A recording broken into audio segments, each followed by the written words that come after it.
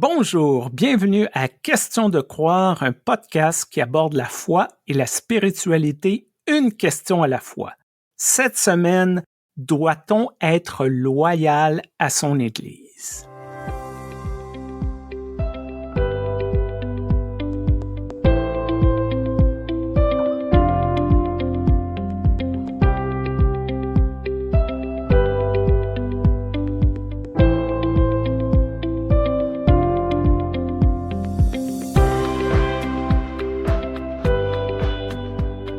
Bonjour Stéphane. Bonjour Joanne, bonjour à toutes les personnes qui nous écoutent. Moi, j'ai une petite anecdote sur cette histoire de la loyauté. Mhm. Quand j'étais jeune étudiante en théologie à Strasbourg, je me suis rendue dans une communauté réformée. Et puis là, il y avait un certain nombre de personnes investies à plusieurs niveaux de l'Église. Et moi, j'étais à ce moment-là un petit peu quand on a 19-20 ans où on s'intéresse aux autres églises. On s'en va voir à droite, à gauche. Et puis j'avais découvert un peu les églises pentecôtistes. Et il y avait des aspects que je trouvais intéressants dans ces églises, notamment la louange, le groupe de jeûne et tout. Et un peu innocemment, je commence à parler avec ces personnes bien plus âgées que moi, tout à fait réformées, de mes petites découvertes dans les assemblées pentecôtistes. Et l'une de ces personnes me coupe et me dit « Nous, on est des réformés, on n'a rien à voir, rien à faire avec les pentecôtistes. » Alors ça, c'était il y a 25 ans. OK. Donc je lui dis quand même, on n'a rien à faire, rien à voir, c'est des protestants comme nous. Bof, pas vraiment, non. Reste loyal à ton église, m'a-t-on dit. Ah, ça m'a fait réfléchir un petit peu sur ce qu'est la loyauté. Est-ce qu'on va visiter les autres ou pas? Est-ce que s'intéresser au culte des autres, c'est être déloyal? Et puis il y a quelques années, j'ai remarqué qu'un certain nombre de ces personnes qui avaient pris aussi des années, et puis d'autres qui n'étaient pas les mêmes, mais qui étaient un petit peu des mêmes milieux, s'intéressaient très fortement dans des articles, dans des interviews, dans différentes émissions protestantes, à l'essor des pentecôtistes, jusqu'à ce que je vois sur Facebook une publication officielle qui avait une délégation des églises luthéro-réformées qui était allée visiter je ne sais quelle grande église pentecôtisante du côté de Paris et qui avait trouvé ça formidable et très intéressant. Et semblerait-il qu'ils allaient apprendre plein de choses de leurs expériences parce que c'était des assemblées très mélangées avec tous les âges et très très vivantes. Je me suis dit, c'est intéressant. C'est intéressant parce que finalement, qu'est-ce que la loyauté là-dedans? Quelle est la différence entre ce que moi j'ai fait il y a 25 ans comme étudiante et ce qui se fait là maintenant? Et puis moi, je l'avais pas fait de façon intéressée, quoi. C'était pas parce que mes propres assemblées commençaient à s'amenuiser, c'était vraiment par curiosité. Donc voilà, qu'est-ce que la loyauté et qu'est-ce qu'on a en nous comme conflit d'intérêts parfois quand on s'intéresse aux autres, quand on parle des autres, quand on va vers les autres? Comme je l'ai répété souvent, j'ai grandi catholique romain et au début de ma vingtaine, j'ai découvert l'Église unie du Canada et j'ai transféré vers le protestantisme. Et oui, il y avait chez certaines personnes un peu cette idée que j'avais trahi ou délaissé, un peu comme on délaisse sa mère, son père, sa famille. Ça n'a pas été « Ah, t'as trouvé la place que tu recherchais, on va célébrer ça ». Non, c'est on a perdu quelqu'un, comme si il fallait que je demeure loyal, même si je me sentais inconfortable et pas satisfait dans une institution. Mais en même temps, lorsqu'on regarde l'histoire de l'Église, il y a toujours eu ces personnes qui ont provoqué des choses, qui ont remis des choses en question. En tant que protestant, est-ce que Martin Luther a été loyal à son Église? Certains diront non. Mais de quelle Église on parle? Est-ce qu'on parle de l'Église catholique romaine? Est-ce qu'on parle de l'Église de Dieu sur terre? Je comprends que c'est compliqué. Je comprends que parfois, il y a des notions qui amènent beaucoup d'émotivité. Eh oui. Et lorsqu'il y a quelqu'un qui va un peu à l'encontre de l'ordre établi ou de ce qu'on s'attend, ben on a l'impression que cette personne-là n'est pas loyale. Mais encore une fois, est-ce une question de loyauté ou est-ce qu'une question de vouloir que la personne soit heureuse, se développe, trouve la place où elle devrait être? C'est vrai qu'à titre personnel, je relie un peu la question de la loyauté à celle de l'amour. C'est ce que je dis souvent, parce que moi je suis quelqu'un d'assez, enfin objectif, j'en sais rien, mais j'aime bien que les choses soient bien faites et donc ça m'amène des fois à être critique envers moi-même, envers ce qui se fait, ce qui se dit et en fait, c'est parce que pour moi aimer, c'est prendre l'autre au sérieux. Prendre l'autre au sérieux, c'est lui dire: «Écoute, sincèrement, ce que tu as dit, ce que tu as fait là, je m'y retrouve pas. Est-ce qu'on peut en discuter?» Ou des fois poser des limites. Mais parce que c'est un amour véritable, un amour qui n'est pas dans le faux semblant. Mais aussi, aimer l'autre, c'est ne pas lui faire de mal. Et c'est là que je comprends aussi qu'être loyal, c'est complexe, parce que avec ma perspective, c'est à la fois prendre l'autre au sérieux, ne pas lui faire de mal. Et alors du coup, j'aime dire les choses clairement, distinctement, poser mes questions, mais je ne voudrais pas nuire à mon Église. Et ça, c'est très important. Je voudrais pas nuire au témoignage de l'Évangile. Et en même temps, du coup, comme j'aime mon Église, je ne voudrais pas ne rien dire quand les choses ne vont pas bien, que ce soit au niveau global, que ce soit au niveau local. Alors je trouve que c'est un chemin difficile, c'est une posture assez complexe et il n'y a pas de manuel pour ça. Il y a éventuellement des discussions communes à avoir, mais il n'y a pas de manuel. Je ressens aussi le même tiraillement. Je suis membre d'une église qui carbure à la justice sociale, des social justice warriors qui dénoncent les riches, qui dénoncent les puissants. Mais quand c'est notre église qui semble mal agir ou que j'ai l'impression que les priorités sont pas à la bonne place, qu'est-ce que je fais? L'Église unie est en période de décroissance administrative. Il y a moins d'employés, il y a moins de dossiers abordés. Il y a des gens qui sont pas d'accord parce qu'ils croient que tel sujet devrait être plus prioritaire qu'un autre sujet. Est-ce qu'on peut critiquer les choix? Et qui on critique? Est-ce que c'est l'Église? Est-ce que c'est les personnes? Je pense qu'il y a une notion de bien identifier les choses. Je n'aime pas la décision que mon Église a prise. Ça ne veut pas dire que je n'aime pas mon Église, Mmh. mais telle décision ou telle personne a fait tel choix et je suis en désaccord. Un autre exemple, lorsque le projet de loi sur l'aide médicale à mourir au Canada a été déposé, l'Église unie a écrit un mémoire. Moi, je ne l'ai pas apprécié, ce mémoire-là, pas parce qu'il était mauvais, mais je trouvais que c'était peut-être pas les bonnes questions que ça soulevait, parce que ça soulevait les questions des personnes vulnérables. Moi, ce qui m'a déçu, c'est que nous sommes une église. Donc, moi, je pensais que les questions sur qu'est-ce que la vie, qu'est-ce que la mort, qu'est-ce que la vie au-delà de la mort, ça, en tant qu'église, on a quelque chose à contribuer d'assez unique. Ça n'a pas été fait. J'ai manifesté ce désaccord-là avec certaines personnes. Je suis pas monté sur la place publique, déchirer ma chemise et dire que l'Église était conne. Mais je pense que j'ai trouvé moyen d'expliquer d'où venait mon désaccord.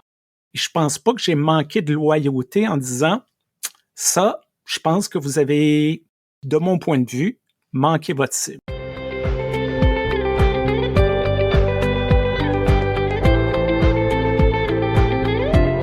Manquer sa cible, ça nous arrive assez souvent en église. Et là, ces derniers temps, en Suisse romande, les églises, réformées, romandes ont été un peu placées sous les feux des projecteurs, puisque ce qu'on appelait avant la Conférence des églises romandes, qui vient de changer de nom, finance normalement une agence de presse, qui s'appelait à ce moment-là Protestinfo. Alors c'est intéressant parce que C'est beau depuis 25 ans que des églises aient une agence de presse. Une agence de presse, ça signifie qu'on fait des articles sur des sujets, puis qu'après on peut les vendre à des titres cantonaux, à différents titres qui existent déjà, Le Temps, 24 heures et puis plein d'autres. Et c'est beau comme idée, comme philosophie, et c'est ambitieux aussi. Ça veut dire que c'est des articles qui doivent pouvoir intéresser le grand public. Donc forcément, des articles dans lesquels il peut y avoir un regard critique, des questionnements.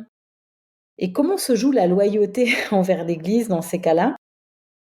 Et c'est un petit peu de tout ça dont les gros titres ont beaucoup parlé ces derniers temps, parce qu'évidemment, dans le milieu de la presse, quand on licencie 2 journalistes, les 2 journalistes responsables de cette agence de presse, les collègues se demandent pourquoi. Et il y a ces questions de liberté de la presse. Et puis, d'un autre côté, il y a la question de la loyauté à l'Église. Est-ce que quand on est financé par l'Église, on peut faire les enquêtes, les investigations de la même façon que quand on est indépendant par rapport à cette Église? Est-ce qu'on peut faire le métier de journaliste de la même façon ou pas, sachant qu'il y a cette loyauté implicite et sachant aussi que c'est un petit milieu et que quand on va interroger A, qui connaît B et qui est marié à C, puis je plaisante, mais qui est peut-être divorcé de D, ce sont des investigations à haut risque. Alors c'est vrai que ça nous a posé un peu collectivement toutes ces questions-là, celle de la loyauté à l'employeur ou au financeur, mais aussi de la loyauté à la liberté de la presse, de comment poser les questions, et puis cette notion de confiance qui rejoint la notion de la loyauté en fait. Il y a loyauté quand il y a confiance, et il y a confiance quand il y a loyauté aussi. Et à certains moments, on s'est posé tellement de questions mutuellement, et là je reviens à ma métaphore avec l'amour, même dans un couple, des fois on allait tellement loin dans l'interrogation mutuelle, dans la remise en question mutuelle, qu'il n'y a plus beaucoup de charme, il n'y a plus beaucoup de séduction, il n'y a plus beaucoup de mystère aussi. Mm-hmm. Voilà, alors j'ai peut-être assez loin dans ma métaphore, mais c'est vrai que ça m'a fait réfléchir à tout ça, ces événements autour de Protest Info. Et le fait quand même qu'on ait été largement, d'un seul coup, visibilisé pour ce qu'on aurait fait de mal, c'est-à-dire licencier 2 journalistes. Et d'un seul coup, on avait une grande couverture médiatique autour de quelque chose qui était mal perçu. Chez les francophones en Amérique du Nord, il n'y a plus de médias religieux, ou il y en a quelques-uns, mais c'est assez anecdotique. L'Église unie a une revue anglophone et qui a une ligne éditoriale complètement indépendante, jusqu'au point où on a très peu de nouvelles sur notre Église. Ça amène un autre genre d'enjeu. Mais je pourrais faire un lien, par exemple, avec ce qui se passe sur les médias sociaux. Lorsqu'on a un compte sur peu importe les médias sociaux, puis qu'on est identifié comme un membre de l'Église, Oui. jusqu'où qu'on peut aller, jusqu'où qu'on peut pas aller. Dans le passé, il y a très longtemps, j'avais un compte sur Twitter lorsque Twitter était pas un dépotoir à ciel ouvert. Ah oui, c'est Et clair. j'avais eu une mauvaise journée professionnellement, comme tout le monde, je suis sûr, à l'écoute, ont des mauvaises journées professionnellement. Et j'avais juste écrit un petit truc, aucun détail. Genre, j'ai rencontré quelqu'un, ça n'a pas bien fonctionné, c'est vraiment désagréable, mais bon, demain sera mieux. Et là, le conseil de paroisse s'en est mêlé, ça donnait pas des belles images. Et ce que j'ai décidé, c'est d'effacer toute référence à mon employeur sur mes médias sociaux. Je dis, je suis pasteur protestant, c'est tout. Et d'essayer de dire, ça c'est ma marque, c'est qui je suis, c'est ma saveur.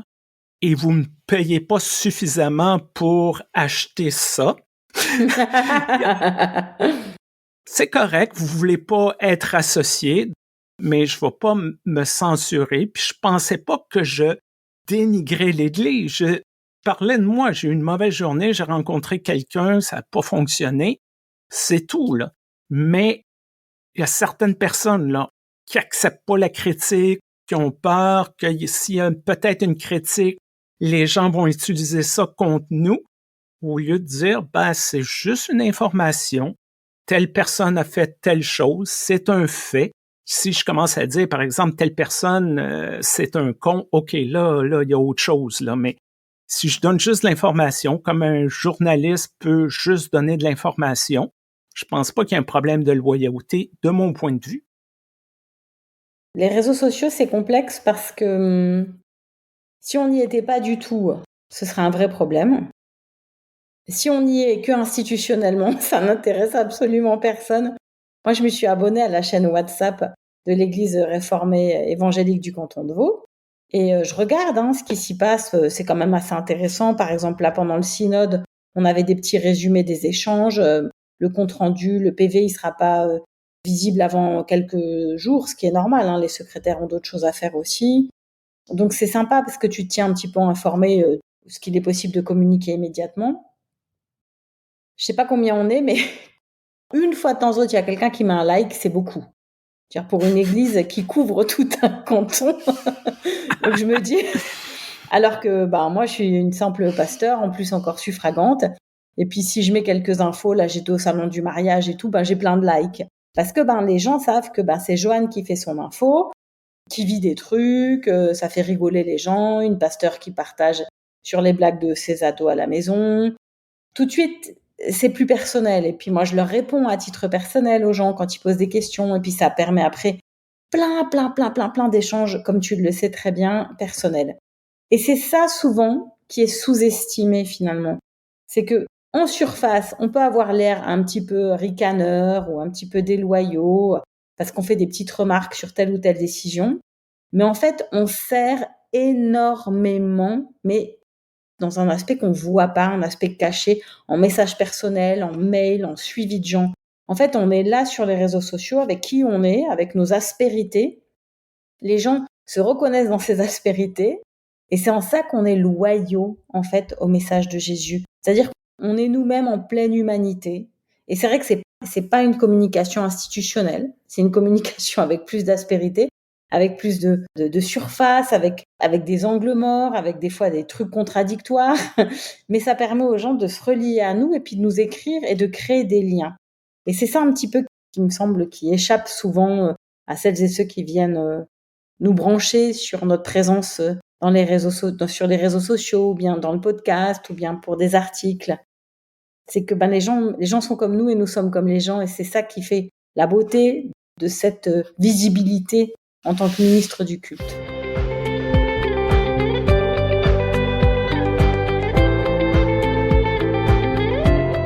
Je pense qu'il y a un problème lorsqu'une institution, comme une église, mais plein d'autres, comme un gouvernement, comme une grande compagnie, tente de contrôler ce qui se passe au nom de la loyauté.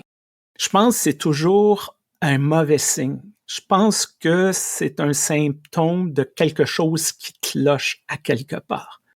Parce que lorsqu'au nom de la loyauté, on veut contrôler le message, ça tue l'initiative. Ouais. La pensée divergente, l'innovation, toutes ces personnes-là qui sont capables de dire ça c'est bien, mais si on regarde 15 degrés plus à gauche, on va peut-être voir quelque chose d'aussi bon ou quelque chose de mieux qu'on n'a jamais vu avant. Et c'est là qu'il y a un problème, lorsqu'on essaie de contrôler. Et je comprends que c'est une danse un peu difficile. Jusqu'où aller, tout ne devrait pas être permis, je comprends ça.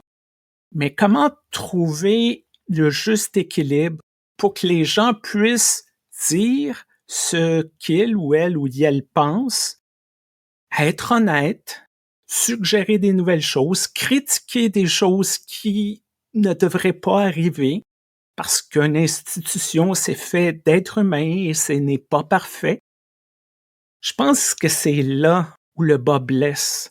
Lorsque l'institution essaie de se protéger, d'essayer de contrôler le message, c'est jamais bon.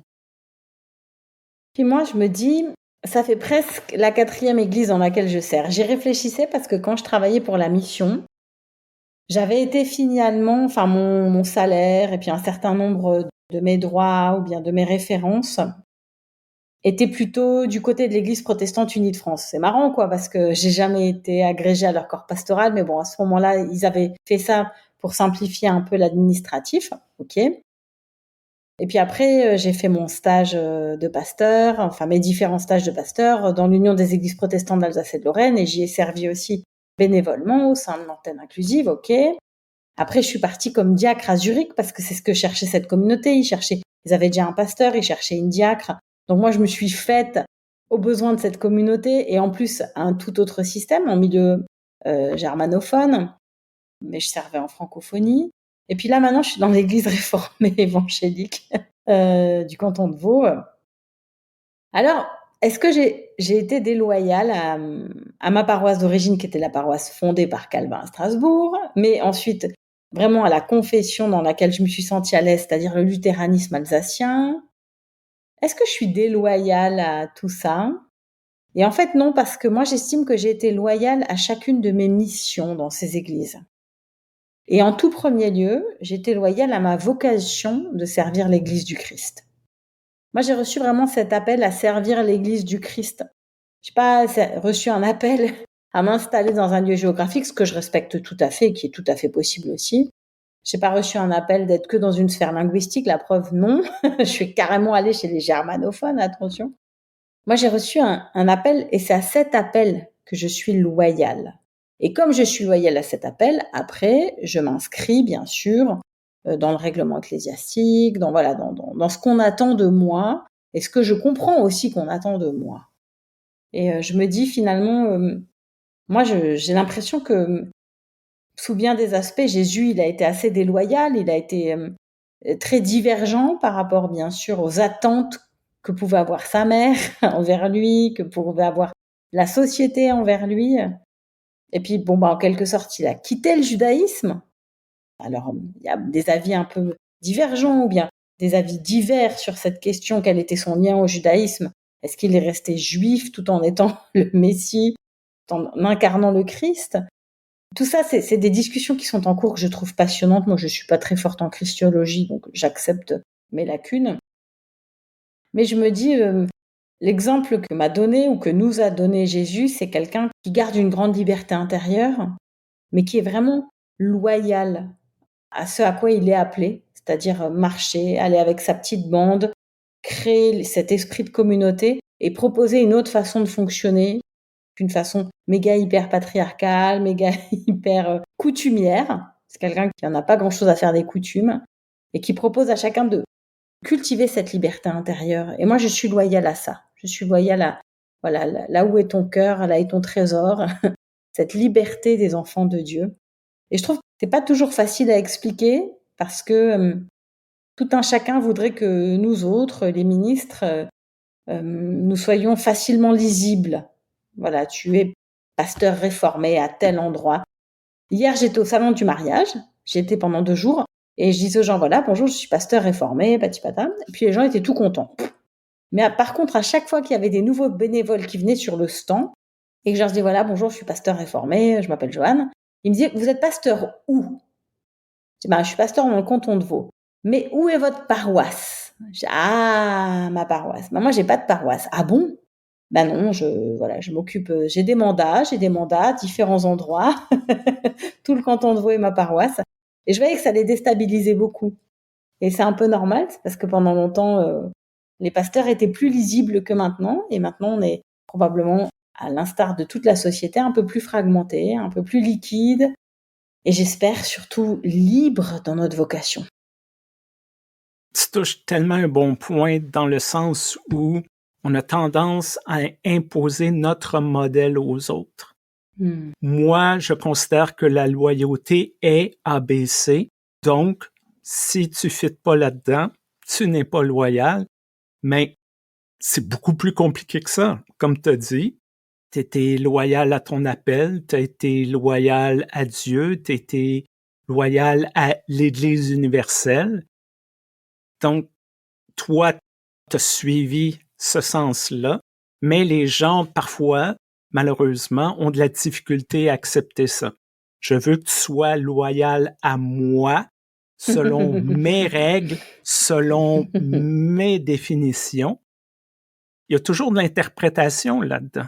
Et je pense que c'est ça le grand défi, c'est le grand défi de l'humanité, je pourrais dire, d'essayer de voir le point de vue de l'autre et de comprendre ce qui motive et d'essayer de voir qu'est-ce qu'il y a derrière tel commentaire, tel article, telle prise de parole.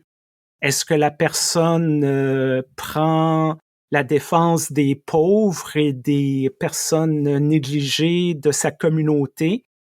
Elle est loyale à sa communauté, mais peut-être que c'est en porte-à-faux avec la position officielle de l'Église nationale ou cantonale ou peu importe, mais il y a une loyauté à sa communauté. Donc, on peut pas dire vraiment que c'est n'importe quoi.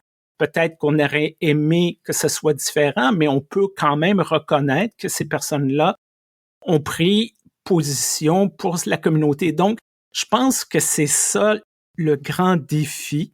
Et dans des institutions comme les églises, qui ont eu tendance à penser qu'elles parlaient au nom de la société, au nom du peuple, au nom de tout le monde. Si l'Église dit telle chose, ben c'est la vérité pour tout le monde. Je pense qu'il y a un travail de ce côté-là des églises, des gens dans les églises, la hiérarchie jusque dans les bancs d'église, de dire ça, c'est notre position, c'est notre vérité, c'est pas la vérité pour tout le monde, et de mieux gérer ces questions-là lorsqu'il y a des points de friction, lorsque c'est plus complexe, et de vivre dans cette tension-là au niveau de la loyauté. À la fin de cet épisode, je me rends compte qu'en fait, on peut avoir plusieurs conceptions de la loyauté et que certaines sont complémentaires, d'autres, par contre, elles peuvent sembler opposées. Alors moi, je me demande, pour nos auditeuristes, et pour vous, c'est quoi la loyauté? Est-ce que vous avez déjà senti un conflit de loyauté par rapport à, par exemple, votre religion, ou bien votre église d'origine, ou bien d'autres éléments de votre vie, vos lectures de la Bible, qui ont peut-être évolué, mais est-ce que du coup vous êtes senti déloyal? Voilà, est-ce que vous voulez nous partager ça et est-ce que ça nous donnerait l'occasion d'avoir un temps d'échange avec vous? Quelque chose qu'on aimerait que vous demeuriez loyal, c'est l'écoute de notre podcast.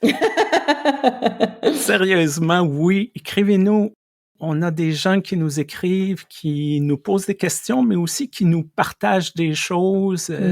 Ça nous fait toujours plaisir. Contactez-nous, questiondecroire@gmail.com. Peu importe la plateforme que vous écoutez, laissez un commentaire, un message, un pouce en l'air. C'est toujours bon pour le référencement.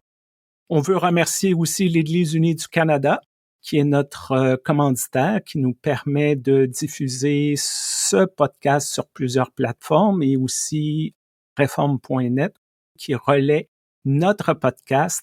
Alors, Joanne, on se reparle bientôt? À tout bientôt, je serai loyale à notre rendez-vous. Merci, au revoir. Au revoir.